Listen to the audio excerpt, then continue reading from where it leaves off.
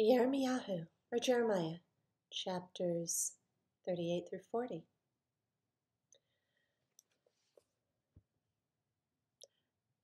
And Shephatiah, son of Matan, and Gedaliahu, son of Pashur, and Yuchal, son of Shelamyahu, and Pashur, son of Malchiah, heard the words which Yirmiyahu had spoken to all the people, saying, Thus said Yehovah, he who remains in this city shall die by the sword, by scarcity of food, and by pestilence, but whoever who goes over to the Kasdim shall live, and his life shall be as a prize to him, and he shall live. Thus said Yehovah, this city is certainly given into the hand of the sovereign of Babel's army, and he shall take it. Then the head said to the sovereign, Please let this man be put to death, because he is weakening the hands of the men of battle who are left in the city, and the hands of all the people, by speaking such words to them. For this man does not seek the peace of this people, but evil. And Sidkiyahu the sovereign said, Look, he is in your hand, for the sovereign is unable to do any matter against you. And they took Yirmiyahu and threw him into the dungeon of Malchiyahu the sovereign's son, which was in the court of the guard. And they let Yirmiyahu down with ropes. And in the dungeon there was no water, but mud. So Yirmiyahu sank in the mud. And Ebed-Melech the Cushite, one of the eunuchs, who was in the sovereign's house, heard that they had put Yirmiyahu in the dungeon, and the sovereign was sitting at the gate of Benjamin. And Ebed-Melech came from the sovereign's house and spoke to the sovereign, saying, My master the sovereign, these men have done evil in all that they have done to Yirmiyahu the prophet, whom they've thrown into the dungeon, and he's likely to die from hunger in the place where he is, for there's no more bread in the city. And the sovereign commanded Ebed-Melech the Cushite, saying, Take 30 men from here with you, and lift Yirmiyahu the prophet out of the dungeon before he dies. So Ebed-Melech took the men with him, and went into the house of the sovereign under the treasury, and took old clothes and old rags from there, and let them down by ropes into the dungeon to Yirmiyahu. And Ebed-Melech the Cushite said to Yirmiyahu, Please put these old clothes and rags under your armpits, under the ropes. And Yirmiyahu did so. And they pulled Yirmiyahu up with ropes, and lifted him out of the dungeon, and Yirmiyahu remained in the court of the guard. Then Sidkiyahu the sovereign sent and had Yirmiyahu the prophet brought to him at the third entrance of the house of Yehovah. And the sovereign said to Yirmiyahu, I'm asking you a matter, do not hide a matter from me. And Yirmiyahu said to Sidkiyahu, If I declare it to you, shall you not put me to death? And if I give you advice, you shall not listen to me. But Sidkiyahu the sovereign swore secretly to Yirmiyahu, saying, As Yehovah lives, who made us this life, I do not put you to death, nor do I give you into the hand of these men who seek your life. And Yirmiyahu said to Sidkiyahu, Thus said Yehovah, the Elohim of hosts, the Elohim of Israel, if you do indeed surrender to the heads of the sovereign of Babel, then your being shall live, and this city not be burned with fire, and you and your house shall live. But if you do not surrender to the heads of the sovereign of Babel, then this city shall be given into the hand of the Kasdim, and they shall burn it with fire, and you shall not escape from their hand. Then Tzidkiyahu the sovereign said to Yirmiyahu, I'm afraid of the Yehudim who've gone over to the Kasdim, lest they give me into their hand and they maltreat me. But Yirmiyahu said, They shall not hand you over. Please obey the voice of Yehovah which I speak to you, and let it be well with you and your life be spared. But if you refuse to surrender, this is the word that Yehovah has shown me. Then see, all the women who are left in the sovereign of Yehuda's house shall be surrendered to the heads of the sovereign of Babel. And see, they are saying, Your close friends have set upon you and prevailed against you. Your feet have sunk in the mire. They've turned away again. And they're going to surrender all your wives and children to the Kasdim, and you yourself shall not escape from their hand, but be taken by the hand of the sovereign of Babel, and the city shall be burned with fire. Then Tzidkiyahu said to Yirmiyahu, Let no one know of these words, and you shall not die. But if the heads hear that I have spoken with you, and they come to you and say to you, Declare to us now what you've said to the sovereign, and also what the sovereign said to you, do not hide it from us, and we won't put you to death. Then you shall say to them, I presented my petition before the sovereign not to send me back to the house of Jonathan to die there. And all the heads came to Yirmiyahu and asked him, and he informed them according to all these words that the sovereign had commanded. And they said no more to him, for the matter was not heard. So Yirmiyahu remained in the court of the guard until the day that Jerusalem was taken, and he was there when Jerusalem was taken. Chapter 39. In the 9th year of Tzidkiyahu, sovereign of Yehuda, in the 10th new moon, Nebuchadrezzar, sovereign of Babel, and all his army came against Jerusalem and besieged it. In the 11th year of Tzidkiyahu, in the 4th new moon, on the 9th day of the new moon, the city was broken into. And all the heads of the sovereign of Babel came in and sat in the middle gate. Nergal-Sharezer, Samgar-Nebo, Sarsakim, Rabsaris, Nergal-Sharezer, Rabmag, and all the rest of the heads of the sovereign of Babel. And it came to be, when Tzidkiyahu, the sovereign of Yehuda, and all the men of the battle saw them, they fled and left the city by night by way of the sovereign's garden, by the gate between the two walls. And he went out toward the desert plain. But the army of the Kasdim pursued them and overtook Tzidkiyahu in the desert plains of Jericho, and they captured him and brought him up to Nebuchadnezzar, sovereign of Babel, to Riblah in the land of Hamath, where he spoke judgment on him. And the sovereign of Babel slew the sons of Tzidkiyahu before his eyes in Riblah. The sovereign of Babel also slew all the nobles of Yehuda. And he put out the eyes of Tzidkiyahu and bound him with bronze shackles to bring him to Babel. And the Kasdim burned the house of the sovereign and the houses of the people with fire, and they broke down the walls of Jerusalem.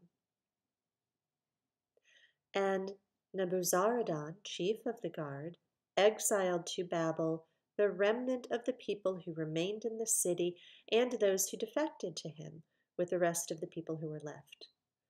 But Nebuzaradan, chief of the guard, left in the land of Yehuda the poor people who had not whatever, and gave them vineyards and fields on the same day. And Nebuchadrezzar, the sovereign of Babel, gave a command concerning Yirmiyahu to Nebuzaradan, chief of the guard, saying, Take him and look after him, and do no harm whatsoever to him. but do to him even as he shall speak to you. And Nebuzaradan, chief of the guard, and Nebuchadnezzar, the Rabsaris, Nergal-Sharezer, the Rabmag, and all the sovereigns of Babel's chief officers sent, and had Yirmiyahu taken from the court of the guard, and gave him to Gedaliah, son of Ahikam, son of Shaphan, to take him home.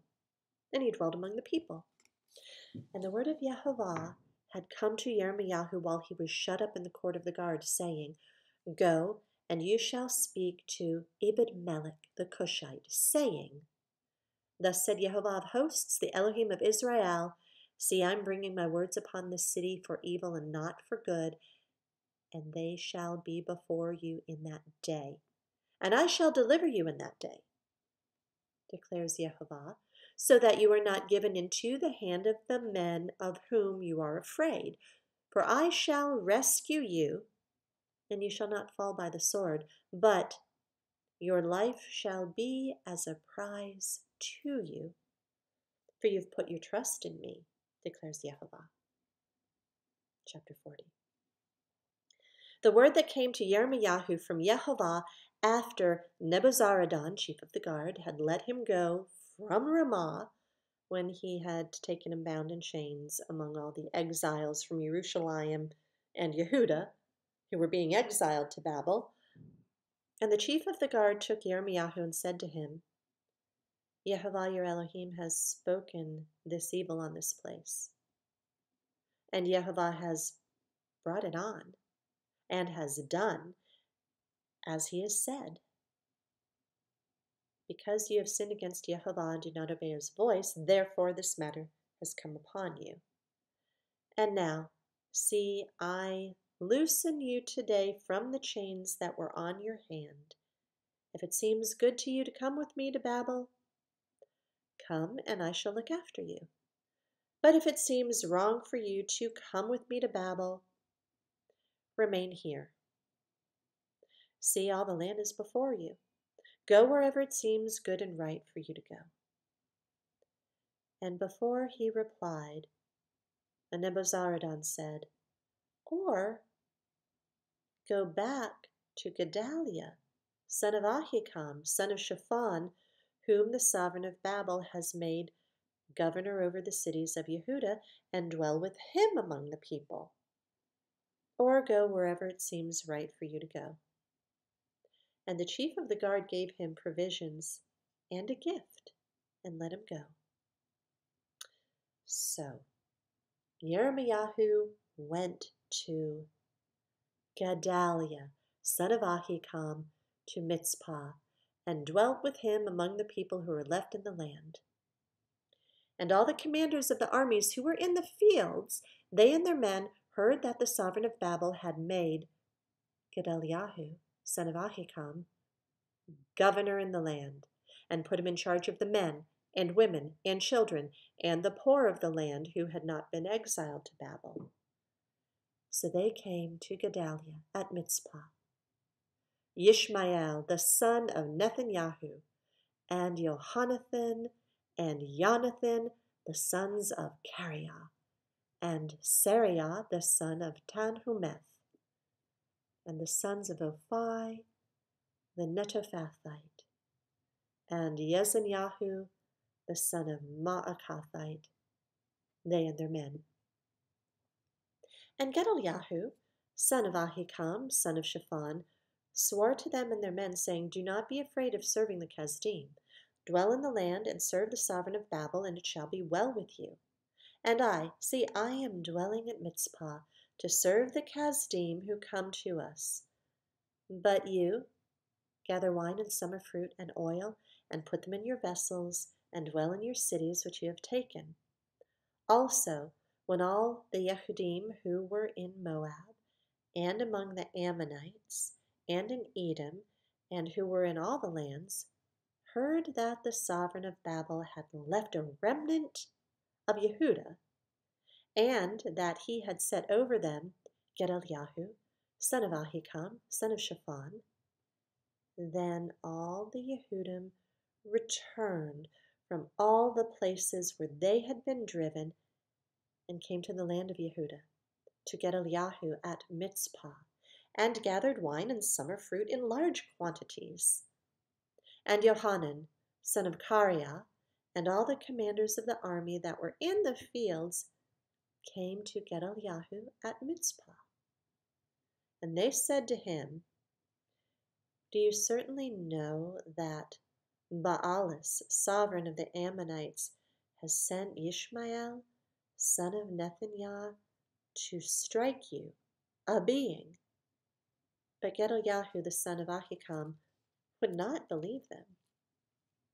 Then Johanan, son of Kareah, spoke secretly to Gedaliah in Mitzpah, saying, Please let me go and strike Ishmael, son of Nethaniah, without anyone knowing it. Why should he murder you, and so let all the Yehudim who are gathered to you be scattered, and the remnant in Yehuda perish? But Gedaliah, son of Ahikam, said to Johanan, son of Kareah, Do not do this matter, for what you are saying about Ishmael is not true.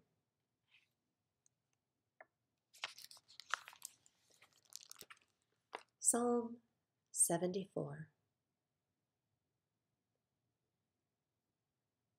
O Elohim, why do you forever reject us? Why does your displeasure smoke against the sheep of your pasture? Remember your congregation you did purchase of old, the tribe of your inheritance you did redeem, this Mount Zion where you have dwelt. Lift up your steps to all the endless ruins. The enemy has done all evil in the set-apart place. Your adversaries have roared in the midst of your appointments. They've set up their own signs as signs. It seems as if one had lifted up axes among the thick trees. And now all its carved work they've broken down with axe and hammer. They've set fire to your set-apart place. They've profaned the dwelling place of your name to the ground. They said in their hearts, Let us suppress them altogether. They burned all the appointment places of El in the land. We do not see our signs. There's no longer a prophet, nor any among us who knows how long. O Elohim, how long would the adversary reproach? Would the enemy despise your name forever? Why do you hold back your hand, even your right hand, from the midst of your bosom? End it. For Elohim is my sovereign from of old, working deliverance in the midst of the earth. You divided the sea by your might. You broke the heads of the sea serpents in the waters. You broke the heads of Leviathan in pieces. You made him food for the people living in the wilderness. You did cleave open the fountain and the flood. You did dry up mighty rivers. The day is yours. The night is yours too. You have established the light and the sun. You have set all the borders of the earth. You've made summer and winter. Remember this. The enemy has reproached Yehovah, and a foolish people has despised your name. Do not give the being of your turtle dove to the wild beast. Do not forget the life of your afflicted ones forever. Look to the covenant, for the dark places of the earth are filled with haunts of violence. Let not the crushed one return ashamed. Let the poor and needy praise your name. Arise, O Elohim, plead your own cause. Remember how the foolish man reproaches you daily. Do not forget the voice of your enemies, the uproar of those rising up against you increases continually.